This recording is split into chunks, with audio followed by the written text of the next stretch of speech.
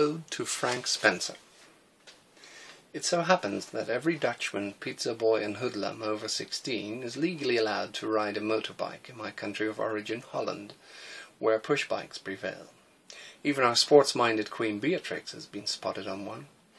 Not so in England, where I was advised to take an intensive motorcycle training and maintenance course in Bristol before leaving for Java, at a centre led by a phlegmatic gentleman named Ray, who assured me with a leather-gloved handshake that I could call him Ray. Sporting a pepper and salt Elvis quiff, Ray introduced me to his technical assistant, a lanky fellow who resembled Gene Vincent when young. It turned out that Kevin had been involved in some of the most dangerous stunts ever shot on the set of Roger Corman's Hammer House of Horror movies back in the 1960s, so hair-raising that even the acrobatic aristocrat Christopher Lee was heard to whistle between his fangs. Little did Kevin realize that this Dutch greenhorn would soon be doing some of the most spectacular wheelies since Buster Keaton had unwittingly broken his very own neck in the Hollywood of the silent era, which is why no one had heard his blood-curdling scream.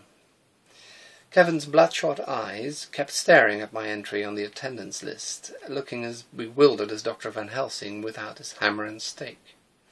"It's Nick all right, I'm telling you," he whispered into Ray's hairy ear. "Nick's spitting image, how's that possible?" Apparently, Kevin's former colleague had not lived to tell the tale of a stunt featuring a duel between burning Harley-Davidsons. I happened to have the same walk, voice, facial expression, mannerisms, and so on. I had to show my passport to convince him that I had never been Nick, and to reassure him that I was unlikely to become Nick any time soon. Nervously humming, "It's now or never," as if to ward off all evil and mishap, Ray asked me if I'd care to show him my basic skills, given the fact that I was a mere cyclist from the Low Countries, and one from Amsterdam at that. This city inspired Ray to impersonate a marijuana-dazed tourist, possibly himself, ogling ladies of the night lugubriously framed by scarlet shop windows in an effort to calm me down before the initial motorbike test. "How about a few figures of 8 for starters?" he suggested, pointing at a dented Suzuki marked Absolute Beginners. The crash helmet I was wearing, approved by Neil Armstrong himself and obviously worn by one too many greasy rockers, had given me an instant ear infection free of charge, so I'd missed most of Ray's essential instructions about speed control, emergency strategies, endangering traffic through negligence, the inner biker, and his closing remarks on true bikers' guts. I just nodded politely at Ray's bopping quiff throughout his pep talk. What happened next will forever be fondly recounted in tall tales as told to Ray's grandchildren and passers-by, all begging him to tell the story of Frank's formidable feat just one more time. Somehow accelerating to 120 kilometers per hour within less than 5 seconds, I only managed to complete the confounded figures of 8 for 75% each, being practically blinded by mud, assorted pebbles, Bazooka Joe chewing gum, and 120 of Ray's Camel cigarettes that he'd left on the saddle flying around me.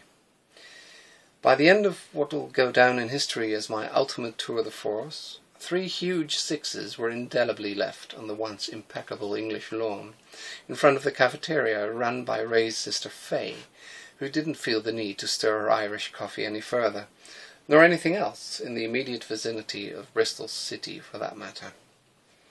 Inexplicably separated from my motorbike by a distance of an Olympic swimming pool, I cheerfully yelled, "How was that, gentlemen?"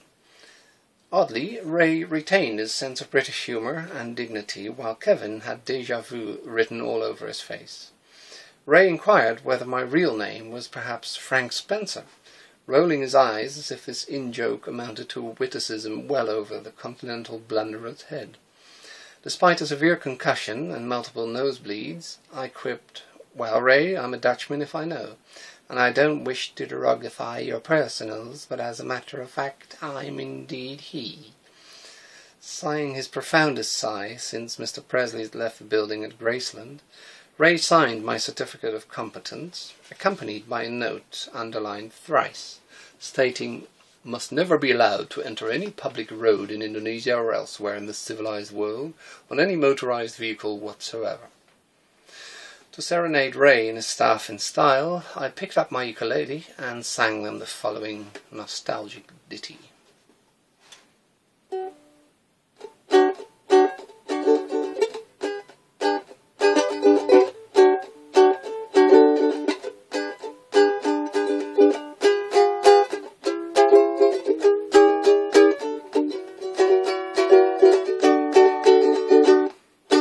Who's that fellow who crossed the street, donning a black beret? Wherever he goes he's bound to leave chaos and dismay. Mayhem, disaster, bankruptcy, to him it's all a cinch. Leaving George's house in ruins till he yelled, "Come on, let's lynch Frank Spencer." Oh, mum's to heaven. Ooh, what a hopeless case. But I wish him all the best for never giving up to this world's most lovable fool. I'm glad to raise my cup. Oh, Frank Spencer. Ooh, what a hopeless case. But I wish him all the best for never giving up to this world's most lovable fool. I'm glad to raise my cup. Ooh, Frank Spencer. Ooh, what a hopeless case. Ring! Spencer, F.W. Hello, Betty. So good to hear from you after all those years. Yeah, I must admit I simply wasn't up to it. I told you they're putting way too many coffee beans in that Brazilian brand. How come I wasn't invited to the RAF reunion this year? You remember me from primary school? That's hardly likely, because I only attended during the Christmas holidays. Yeah, my mum wanted to procrastinate me from those hideous bullies. Yeah, proactively. A new Brain of Britain quiz on the radio. Okay, I'll give it a try. Yeah, I got a fountain pen at my elbow. Mr. Lloyd left his office at 2 minutes past noon for a bite of lunch at the local pub, where he ordered a salade niçoise for two with his secretary, who pays 20% less tax than her superior. They both order half a pint of Newcastle brown ale and soup of the day at a 40% discount. They decide to go Dutch and tip the friendly waitress 15%, adding 50p for a telephone call. Mr. Lloyd had accidentally left his wallet behind in the office lavatory, so he notified a bobby passing by, offering a reward of £200 sterling. Taking all this into account, what's the shoe size of the waitress? Deduct this from the bill and divide the sum by 2.5 to determine your mental age as we speak. You must be hopping mad.